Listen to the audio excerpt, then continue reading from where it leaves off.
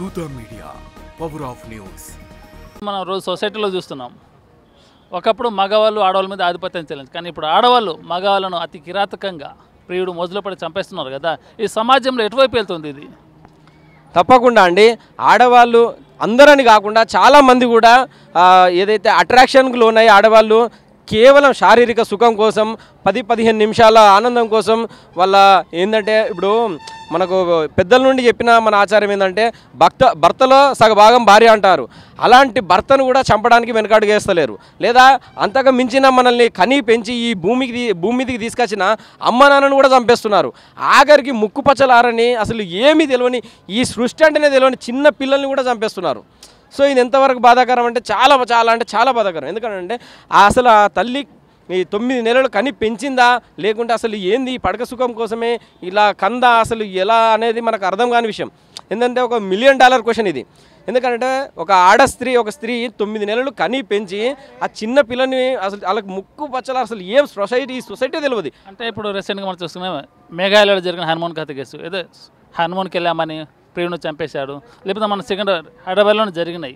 ప్రియుడు మొదలు పడి భార్య భర్తని కిరాతకంగా డబ్బాలో నూకడం, పాతి పెట్టడం, అంటే ఫుడ్లో విషం పెట్టడం, ఇలా జరుగుతున్నాయి కదా.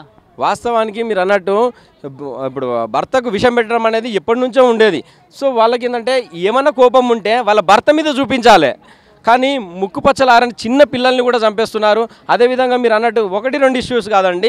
ఇప్పుడు మనం గతంలో చూసినట్టయితే మీరు అన్నట్టు మేఘాలయ ఇన్సిడెంట్స్ అయితే పాపం హనీమూన్ కని తీసుకుపోయి 1 or 2 డేస్లో మ్యారేజ్ అయింది. అసలు ఇష్టం లేనప్పుడు పెళ్లి చేసుకోవాల్సిన అవసరం లేదు కదా.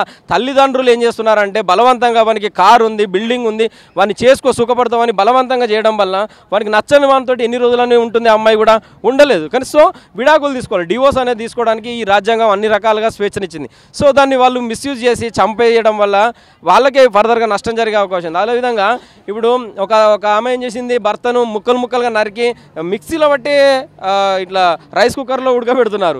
సో అసలు హస్బెండ్ అంటే విలువ తెలియని సమాజం అవుతుంది. అదేవిధంగా ఇప్పుడు మనం చూసినట్టయితే ఇప్పుడు మొన్న భర్త కిడ్నీ అమ్మి నాకు ఆరోగ్యం బాగలేదమ్మా అని అంటే నేను హాస్పిటల్లో చూపిస్తానని తీసుకుపోయి భర్త కిడ్నీ అమ్మి లవర్తో లేచిపోయింది. ఏంది సమాజం అసలు? ఇప్పుడు మొన్న పాపం నల్గొండలో బస్టాండ్లో పాపం చిన్నారిని వదిలేసి ఎవరితో లేచిపోయింది. ఏంటి అసలు ఈ సమాజము? అద్దనుకుంటే ఆ పిల్లగాడిని ఇంటి దగ్గరే వదిలేయాలి కదా. ఆ పిల్లగాడు ఇంటి దగ్గరే ఉంటాడు, మరి బస్టాండ్లో వదిలేయడం అంటే కుక్కలు తినవచ్చు, పాపం చిన్న పిల్లాన్ని కుక్కలు తినవచ్చు, అనాథ అడక తిన బెగ్గర్ కావచ్చు. అసలు ఏం చేసేది? ఇప్పుడు చిన్న పిల్లలు ఇంట్లో ఉన్న పిల్లల్ని ఎత్తుకొచ్చి ఇక్కడ సిగ్నల్ దగ్గర అడుక్కుండేలా చేస్తున్నారు. అలాంటిది బస్టాండ్లలో వదిలేసినామంటే ఎంత విలువ, మనిషి జన్మ పుట్టారని లేదా నాకు అర్థమైంది. ఇలాంటి స్త్రీలు ఎవరైనా ఉన్నారంటే, ఇలాంటి అమ్మాయిలకు దొరికితే వాళ్ళని చెప్పు పట్టి వాళ్ళను దవడ పనులు ఇరగొట్టాలన్నంత కోపం వస్తుంది నాకు.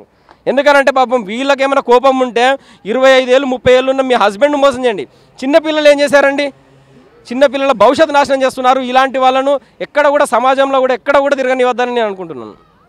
For more updates please subscribe దూత మీడియా.